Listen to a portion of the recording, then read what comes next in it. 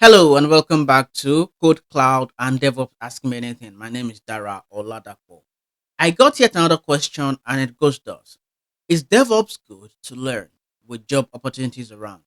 I've been seeing AWS all through and Azure and learning open source tools, which is okay. So I guess the question is it good to learn Azure DevOps because all the opportunities you've been seeing around jobs have been AWS? And then, if learning Azure with open source tools is nice to do, and which open source tools should you actually be learning to be able to use whatever cloud service you're learning today? Azure DevOps, Azure, I'll combine those in two. Now, thanks for your question. It's a very important question. And to answer the first question simply, I'll say yes, 100%. Azure DevOps is a great toolkit to learn when looking for jobs. And I'll add a note to that to say that you should remember that Azure DevOps is a tool that enables you to perform some or all of your DevOps tasks, depending on what you're doing, like work planning, release, build and release management, test planning, artifact storage, and the fact that it can deploy to any cloud of your choosing, Azure, AWS, GCP, or even on-prem services. So Azure DevOps is just one of the tools you use. It is not what gives you the job prospect itself. Yes, being able to use it will probably give you some points when looking for jobs, but it's not a major determinant in how or what jobs you're able to get. Now, there are similar services to Azure DevOps, and that is why I say that.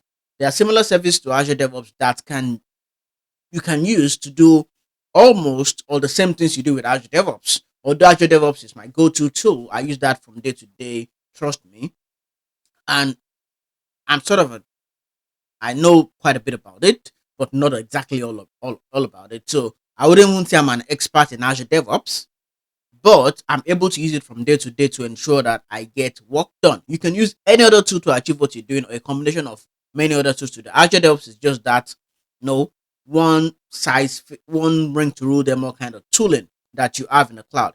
And you are seeing a lot of AWS roles simply because your network, the conversations you have, people you talk with, they are mostly in the AWS space. I'm not saying that's a bad thing.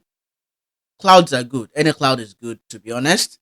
And the reason you're seeing that is because your cycle is AWS oriented, and so you'll be seeing opportunities around AWS. So if you have been my friend for many times, I can bet you for a fact that you will be seeing opportunities around Azure because that is what is in my circle. And if I'm looking for opportunities around my circle will be Azure related opportunities. Although you can go for AWS opportunities if you find them. Trust me, you can learn any cloud, work with any cloud, be an expert or be a professional in any cloud of your choosing. Go for it if that is what you're finding. And remember that Azure DevOps is a tool. Azure DevOps is not the technology itself. Azure DevOps is not DevOps entirely in itself. Yes, you can 100% learn Azure DevOps with other cloud technologies, or you can learn specific DevOps technologies that work seamlessly with other clouds like GCP, AWS, Azure, Alibaba Cloud, Digital Ocean, you name it. Azure DevOps is just a tool. Azure DevOps is not a cloud. So there's a difference between Azure DevOps and the Azure cloud. So if you're saying, is it good to learn Azure as a cloud platform? Yes, 100%. For example, I'm gonna make a confession here. I don't know so much or anything about AWS. I don't know about GCP that much, although I've used them, but I don't know about them. But what I've learned myself is in Azure, and I've been doing Azure now for almost 10 years, and I've not looked back. And all the opportunities I've seen in the industry, for me, I've been coming around the Azure world. Yes, sometimes I see job roles around AWS simply because it just pops up to see if I know AWS. But because I do not, I mostly go for opportunities around Azure. Now, to sort of add to that, just a note, and I didn't prepare to actually say this in today's video, is that when you're when you're good in Azure, when you learn your Azure tools, if you decide to learn Azure, is that there are organizations that are actually looking for that specific role. And I'm going to point out just a number of them, depending on the country you're in, uh, either in the UK, the US, Nigeria, Ghana. You want to look for enterprise organizations, medium scale businesses, those organizations use Azure heavily. I can tell you that for a fact. Banks, telcos, you name them, they use Azure heavily. So if you're looking for opportunities in Azure, look for those kind of organizations, and I can bet you would find the ones that fit you if you're actually so focused on Azure. But of course, if you're learning AWS, that is also perfectly fine because you will find opportunities with startups, small scale and medium sized business. I'm not saying there are no enterprises using AWS, the enterprises using AWS, but Azure is a player, is a king player in the enterprise space. I can tell you that for a fact from what I've seen in the industry. So that is one truth to that. And I'm not saying this because I love Azure, because Microsoft is paying me to do this. They are not paying me to do this. It's just what I have seen in the industry today.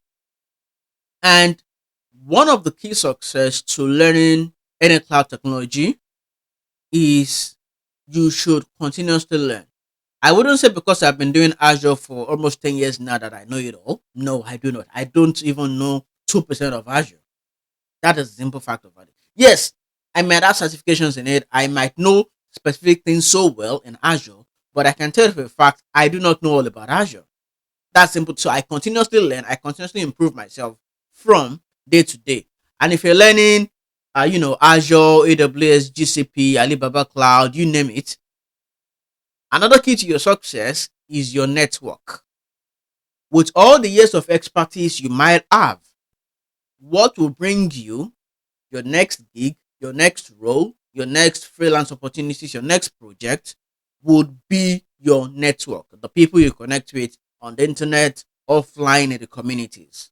So I will get Azure opportunities because my circle of influence, my network is mainly Azure.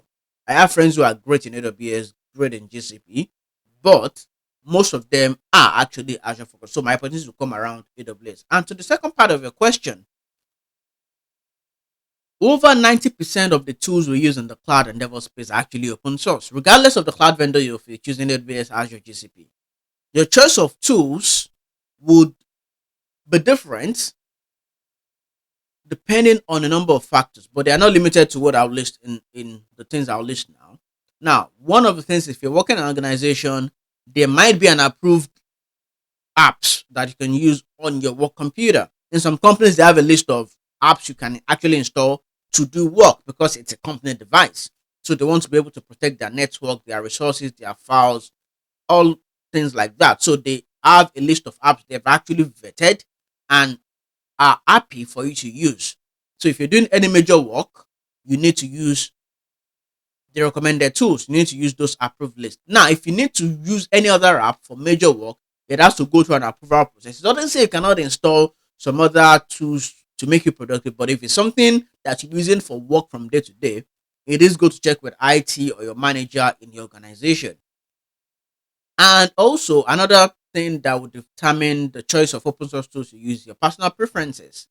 There are some tools you personally prefer to use and your colleagues might not. For example, I would prefer to use the Windows terminal with PowerShell and Windows Subsystem for Linux. Some might just decide to Hyper-V into an Ubuntu virtual machine on their computers. That's totally fine as long as we get the job done and we're using the approved apps in the organization. We're not using apps that are gotten from sketchy sources.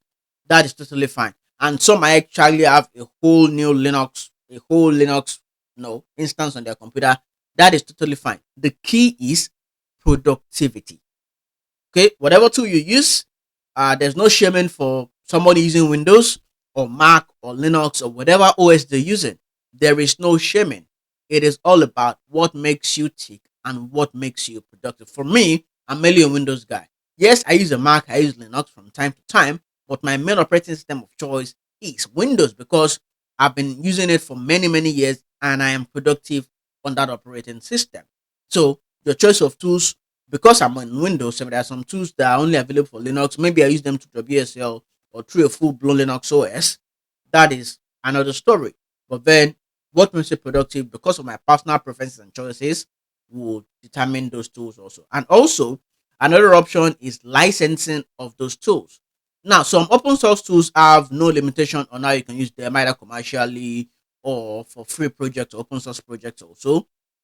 But when you're starting to use some open source tools in a commercial setting or to earn income, you would want to specifically check what permissions you have based on the license of those open source tools, because some open source tools are restricted in the kind of things you can do with them. And that is why some organizations have an approved list of apps you can actually, because they vetted and seen that they would not be in breach of contracts or open source licenses if you use those tools. And some might actually require them to purchase a volume license for their staff.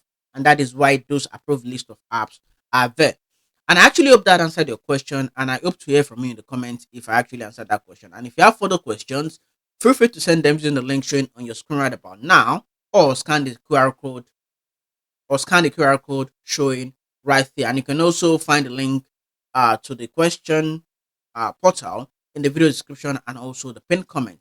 And if you enjoyed this video so far, remember to give it a thumbs up and share with your friends and family. And remember to subscribe and turn on notifications so you don't miss any more informative videos like this one.